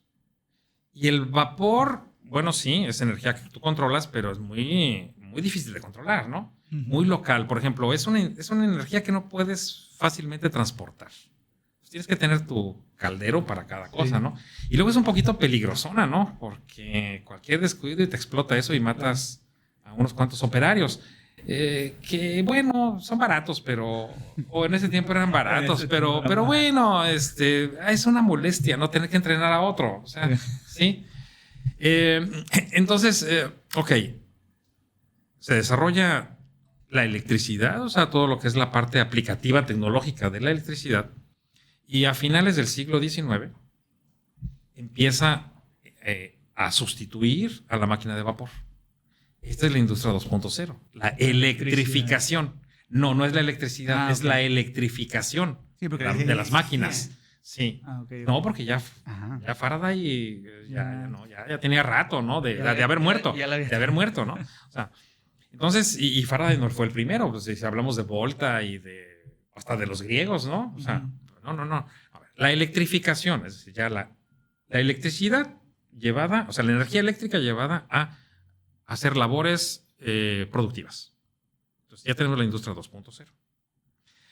Que sigue requiriendo operarios. Ya es un poco más segura y sobre todo tiene la gran característica de poder ser transportada. Y transportada en lugares lejanos. Entonces tú puedes tener un generador y una línea de transmisión. O varias y llevarla a varios puntos, ¿no? A demanda y además usada a demanda. Tú la máquina de vapor, tú la calentaste, la caldera, ya o la usas o la tiras. O sea, eso no la puedes almacenar. Claro. Sí, ¿no? O sea, la electricidad es un poco, en ese sentido, es un poco más bondadosa, ¿no? Sí. Tampoco es que se almacene toda y no. Pero de alguna manera es un poquito más fácil. Y la transportación definitivamente es más fácil. Pero requiere operarios. Pero ya te permite montar no nada más una maquinaria, sino una línea de producción. Que, por ejemplo, ese fue el gran invento de Ford. Ford no inventó el automóvil, ¿eh? No. Ford inventó la línea de producción. ¿Sí? El pipeline. O sea, efectivamente. Entonces, la industria 2.0 es eso. Entra la electricidad como fuente de energía para poder llevar a cabo una mecanización más eficiente que te permite montar líneas de producción. Pero requiere operarios. Menos peligroso, pero requiere operarios. Industria 3.0. Los operarios se te murieron en la guerra. ¿Qué haces? Pues sí, muchas mujeres en la guerra, de los países Estados Unidos, Inglaterra. En la línea de producción. De producción, o sea, si uno se está matando, pues están matando ahí los hombres, pues las mujeres tendrían que entrar al quite y alguien tenía que producir, ¿no? La gente tiene la mala costumbre de comer. Hay que producir por lo menos, ¿no? Claro. Sí, y entonces hay que hacerlo. Así que tenemos poca mano de obra, tenemos mucho conocimiento, tenemos muchas necesidades. ¿Qué hacemos? Pues lo automatizamos. Es decir, algo que lo haga solo, que en vez de tener 5 operarios, me pueda permitir reducirlo a 1. Y que nada más se utilice para programarlo y para arreglarlo. Sí. Entonces, la automatización es la industria 3.0. Y ese es el mundo que realmente vivimos el día de hoy. O sea, la automatización cada vez es más... por cierto, las industrias, una no hace obsoleta a las anteriores. Siguen coexistiendo. Uh-huh. ¿Sí? O sea, todo sigue coexistiendo. Por ejemplo, la industria nuclear. ¿A qué número? A la 1. A la 1. Una planta nuclear es una máquina de vapor. La termoeléctrica. Sí, la termoeléctrica que aquí nos llega la luz. Sí, es una industria 1.0. Claro. ¿Sí? Entonces, bueno, todas coexisten, pero obviamente una es más preponderante sobre otras. Uh-huh. Entonces, a ver. Tenemos a la industria 3.0 que automatiza y es más o menos lo que tenemos ahora, lo que es preponderante. Pero la pandemia, pero otras cosas han desencadenado la posibilidad de visualizar una nueva revolución en la industria y ya está pasando. Sí, está entrando. La electrificación no entró de la noche a la mañana. Bueno, la industria 4.0 está en eso, está entrando apenas. ¿Qué es la industria 4.0 o cómo se define? Bien, primero tenemos que analizar cuáles son las características de la industria 3.0. Y las características de la industria 3.0 es, pues generalmente hay un inversionista. 4.0 o 3. 3. Primero veamos las del 3 para ver el 4, dónde tiene impacto, ¿no? La característica es un industrial, cómo decide fabricar un producto y ofrecerlo. Pues hace un análisis de mercado, ¿no? ¿Sí? Dice, bueno, yo calculo, porque es así. Proyecto, calculo, estimo, pero todo es un volado, ¿eh? Esto es suerte. Yo creo que para la siguiente temporada de béisbol voy a fabricar 10,000 gorras. Mira, los venados van bien. Entonces vamos a hacer las moradas, ¿no? Traigo buen marketing. Todo, que la mitad sean moradas. Saludos, Gerita. Y pues de otros colores de otros equipos, porque siempre están los locos que no le van a lo bueno, ¿no? Pero pues, hay que venderlas, es el mercado. ¿Sí? Salen, proyectan, montan la línea, producen, fabrican las 10,000 gorras. Y eso es lo normal lo que se hace, ¿no? Pero resulta que hay un cantante de K-pop que se puso un sombrero mexicano. Un sombrero vaquero. No, pues. La gente no compró 10,000 gorras. ¿Quiere sombreros? Claro. Oh, que los venados. No me importa. Yo quiero un sombrero. Es la moda, ¿no? ¿Qué voy a hacer con esas 10,000 gorras? Absorber la pérdida, ¿no? Lo queremos con ejemplos clásicos. El Edsel. No sé si ustedes sepan la historia del Edsel. No. Es un coche de la Ford. Yo pensaba que el Excel de Microsoft. No, Edsel. El Edsel. ¿Tú también? Sí, no, Edsel. Es un coche de la Ford de los años 50. Lo proyectaron como... Tuvo una campaña publicitaria muy grande. Lo sacaron a la venta y no se vendieron. De hecho, se vendieron unas muy pocas unidades. ¿Qué fue lo que falló? Todo el mundo se preguntó, oye, pero hicimos todo bien. ¿Por qué no? ¿Por qué no lo compraron? Pues resulta que a la gente no le gustó. Y todo el sistema de marketing se equivocó y no lo compraron. Un fracaso total. Eso es típico en la industria 3.0. ¿Por qué? Porque tú supones, proyectas, crees, estimas y produces un montón porque si no, no te sale rentable. Porque si haces 2, pero efectivamente tu riesgo es menor, pero ¿Tu ganancia igual? Tu ganancia no hay. De hecho, hay pérdida, ¿no? Hay pérdida. Porque hay una pregunta capciosa. ¿Cuánto cuesta fabricar un bolillo? Es que, a ver, eso nadie fabrica un bolillo. Nadie. La respuesta es nadie, ¿no? Es carísimo. Ni empezar a calentar el horno. No. 1,000, ya es rentable, ¿no? Entonces sí, lo vendes a muy barato y aún así le sacas, ¿no? O sea, es decir, ahí, si no haces eso, no es redituable. Entonces, a ver, ¿y ese problema cómo lo podemos hacer? Tenemos un problema de activos, ¿estamos de acuerdo? La gestión de los activos no es muy buena porque se proyecta en base a una suposición y finalmente una suposición es, puede pasar, no puede pasar. Claro. Puede llegar de una pandemia, ¿eh? ¿Qué hago? Claro. Luego ya ni gorros necesito porque la gente ya no sale en la calle. La gente está blanca. Sí, exacto. Está descolorida. Ajá, ¿qué hacemos, no? Bueno, ahí es donde entra la industria 4.0. La industria 4.0 lo que intenta hacer son básicamente 4 cosas. O sea, se distingue por 4 cosas. Por cierto, la industria 4.0 se define o se menciona por primera vez en la feria de Hannover, en Alemania, en el 2011. Y dicen, bueno, debido a los avances tecnológicos que se han dado en múltiples campos, es indudable, o sea, cualquiera de estos teléfonos tiene literalmente 100,000 veces más poder de cómputo que la computadora que llevó el hombre a la luna. Sí. Y créanme, es un cohete eso es un disparo balístico. Yo quiero que ustedes agarren una bala y le atinen a la luna, a ver si es cierto, ¿no? O sea, y esto tiene 100,000 veces más poder de cómputo que esa computadora. Entonces yo creo que con esto podemos hacer muchas cosas, ¿no? Es decir, estamos sobrepasados en algunas cosas en la tecnología, ¿sí? O sea, la capacidad la tenemos. Bueno, entonces todos estos avances tecnológicos nos servirán para hacer mejores el problema fundamental de la industria 3.0, que es la gestión de activos. Y sí, la industria 4.0 se define como una industria alrededor de la gestión de los activos. ¿Cómo? Bueno, primero, con una interoperabilidad.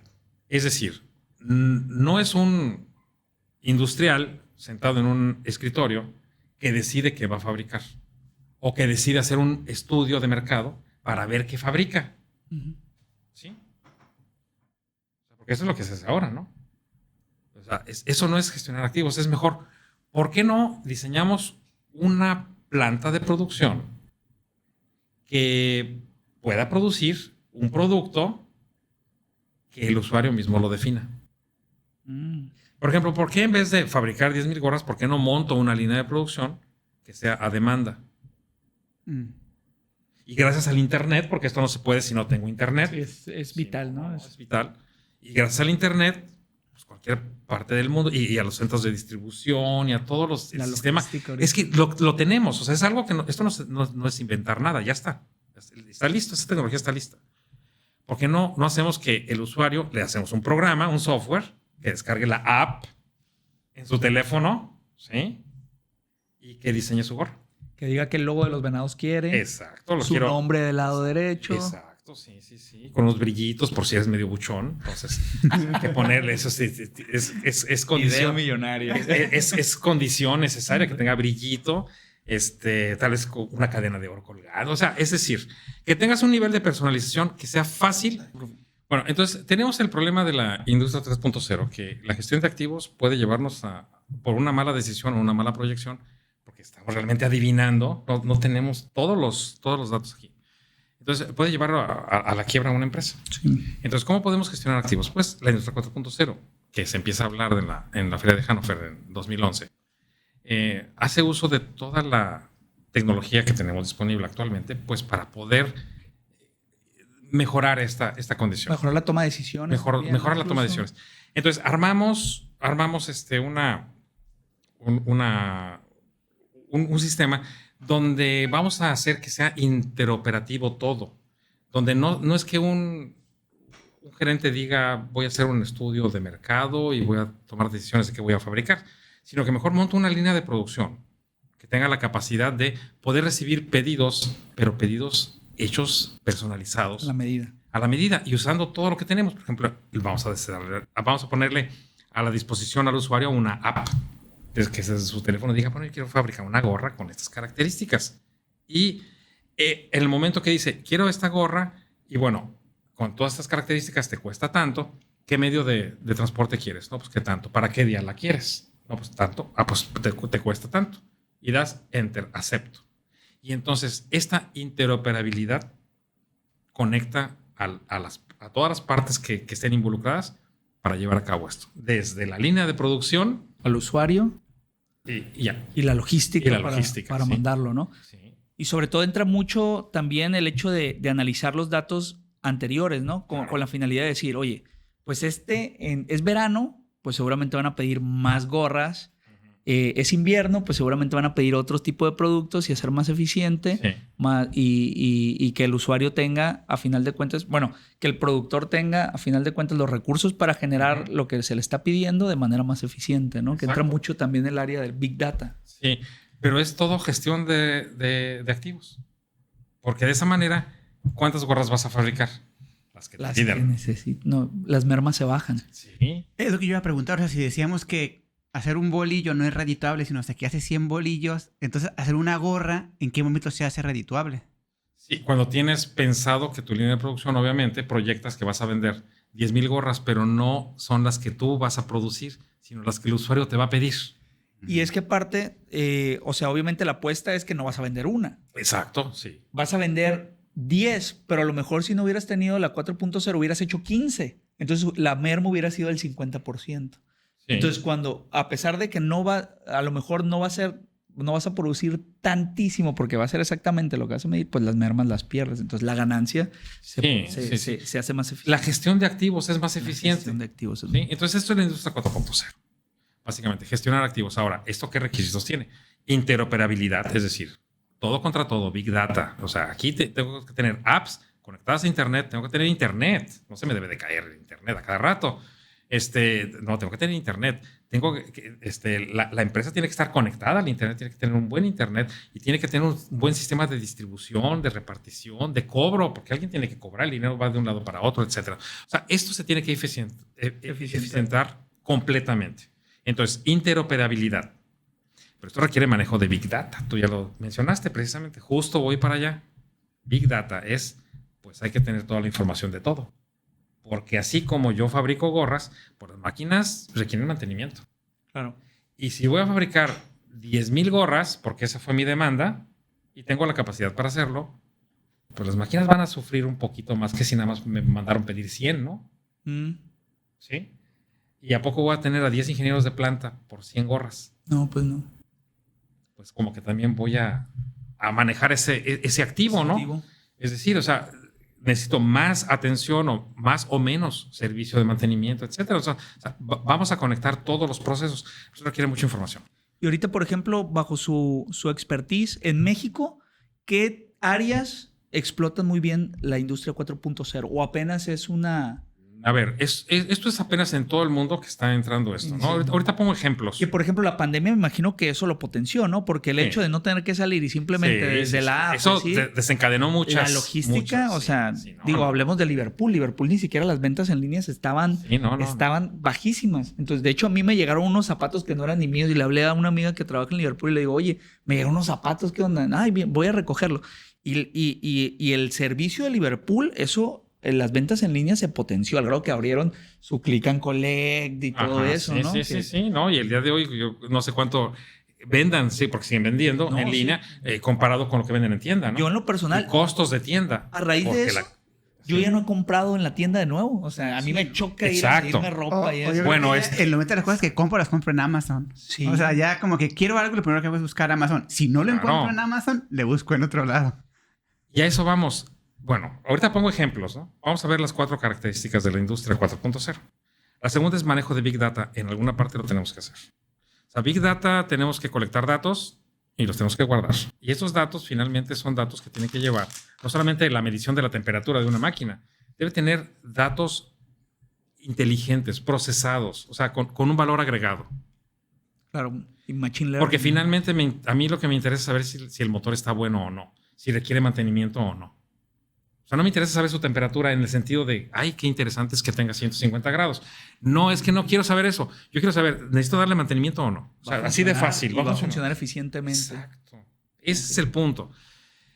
Eso es datos enriquecidos. Y los tengo que guardar en alguna parte porque no tengo una máquina, tengo una línea de producción de 500 máquinas, ¿no? A veces en la industria es así. Entonces, ahí hay un problema serio de monitoreo y diagnóstico. ¿Sí? Ahí es donde yo trabajo. Sí, yo hago eso. Monitoreo y diagnóstico de máquinas y particularmente de máquinas eléctricas y motores. Mucho por el lado de ahí. Que la industria es clave. Sí, clave. Tercer característica de la industria 4.0 es que sea interactiva. Es decir, que de alguna manera la maquinaria sea capaz de diagnosticarse a sí misma. O sea, no es de que tengas que mandar al experto para saber si hay que cambiar un valero en un motor, rodamiento. No, que la misma máquina te avise, oye, atiéndeme, ¿no? Uh-huh. ¿Sí? Y la cuarta característica es que las decisiones además se tomen ahí. O sea, que no solamente te diga, necesito que me cambies este valero, sino que ya lo pidió. Ya lo pidió que se comprara. O ya lo pidió al almacén, que a lo mejor el almacén estaba en otra ciudad. Claro. ¿Sí? Y que la persona que lo va a arreglar, que preferentemente esté en home office y que nada más vaya cuando se necesita, ¿no? Exacto. ¿Por qué? Pues para que no gaste luz, para que no y sea más eficiente ese proceso, ¿no? Sí. Entonces, este es el mundo de la industria 4.0. Ejemplos. Efectivamente, la pandemia desencadenó muchos. En Estados Unidos, los malls se están muriendo. Sí. Porque la gente se dio cuenta, porque en Estados Unidos es más dramático. Aquí uno dice centro comercial y bueno, pues ¿a dónde vas? A la Gran Plaza. No, pero es que aquí está, o sea, es decir. Ok. Y además vas a... 10 minutos. Y es además hasta un centro de reunión social y toda la cosa. Justo en Estados Unidos, normalmente los malls te los ponen a 20 o 30 kilómetros de la ciudad o de donde tú vives. Claro, porque son grandísimos y... Entonces, la gente se dio cuenta que era más fácil Amazon. Sí. O sea, no nada más tú te diste cuenta, todos nos dimos cuenta, todos. Y se dieron cuenta, y además eso y el súper también.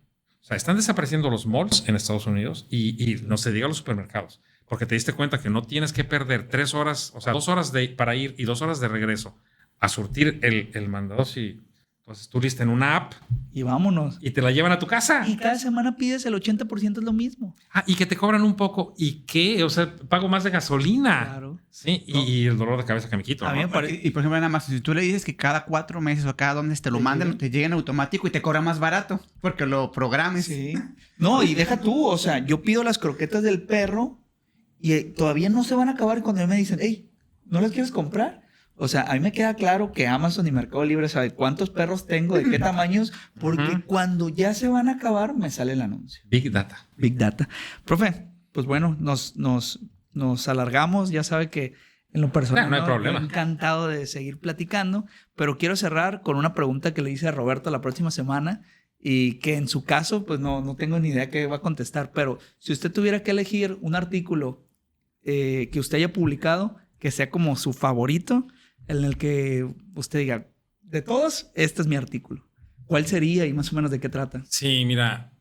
Es una pregunta difícil, ¿eh? Con fíjate que tantos artículos. Fíjate que no. Lo tiene bien claro. No, lo tengo bien claro. Porque yo lo programé así, lo proyecté así, pero fue un artículo que yo escribí solito. Y lo hice con esa finalidad, porque yo, desde que era estudiante, a mí siempre me atrajo el análisis de Fourier. Siempre. ¿Por qué? Porque así nace la ciencia. La ciencia nace porque tú tienes un gusto y no tienes por qué explicarle a nadie por qué es importante ni nada. No tienes que justificarlo. Es porque te gusta. Y ya. Intempestivo. Sí, así es el amor, es inexplicable. A mí el análisis de Fourier desde estudiante me llamó. Yo hice mi tesis de licenciatura basada en eso, la de maestría también, la de doctorado un poco también, obviamente. Pero yo siempre he trabajado, a mí siempre me ha llamado esto. Entonces, dentro de mis actividades de investigación, hubo una que me dio muchos resultados y que yo creo que fue la que me impulsó a nivel internacional, la que me dirá a conocer yo a nivel internacional, que es básicamente monitoreo de motores eléctricos. ¿Sí? Entonces, llegó un momento en mi carrera donde yo ya era SNI 2. De hecho, SNI 2 ya a punto de ser nombrado SNI 3. Sí, yo recuerdo que la vez del 2 usted ya pidió el 3 porque ya tenía todo. Sí. Nomás le pusieron porque tiene que pasar por el 2. Sí, exacto. Pero bueno, yo ya andaba en esos brincos y yo dije, es un buen momento para plantear una idea que yo venía trabajando, pero que era básicamente análisis abstracto, más por el lado de análisis abstracto, que tuviera que hacer recolección de datos. Los datos ya los tenía. ¿Sí? Entonces, yo dije, bueno, ¿por qué no escribir un artículo? Lo redacté, lo hice y vamos a mandarle una buena revista porque yo sentía que el trabajo valía la pena, ¿no? Es una técnica muy abstracta, muy interna mía, muy interiorizada. Lo hice y pues publicó y recibió muy buena aceptación. Es un trabajo que no es el más citado, pero es uno de los más citados. Entonces está publicado en el IEEE Industrial Informatics, que es una revista de muy alto factor de impacto. O sea, del área es si no es la 1 es la 2, es decir, a veces es la 1, a veces es la 2. Claro. ¿Sí? De todo el área, ¿no? De motores. Entonces, ese artículo es para mí sin duda. Es el más importante. Bueno, pues ahí se lo voy a pedir y vamos a poner el link ahí para que el que le interese lo pueda revisar, porque creo que... Y citar. Y citar, ¿no? Si están escribiendo ahí, porque seguro más de uno va a ser investigador, el que lo está escuchando, pues que lo citen. Profe, muchísimas gracias. No, al contrario, yo encantado de que me inviten. No, pues gracias. Que no sea la última. Que no sea la última. Porque... Y yo creo que podemos continuar, porque el podcast, qué bueno que estamos aquí presenciales, pero puede ser también remoto. Si creen ustedes que uno puede contribuir a la divulgación de las ciencias, yo encantado de participar. Y para la otra, pues con cervecillas, una aguachile ahí. Por lo pronto aquí no se pudo, bueno, sí. Pero vámonos para allá. Estamos en la universidad. Agradecemos y pues agradecido con usted por aceptarme la invitación y pues vámonos por las cervezas y el aguachile. Sale, gracias. Muy bien. Gracias. Uy, aguantó, estaba tenso de que se fuera. Porque Oye, yo no me fijé porque no tengo reloj.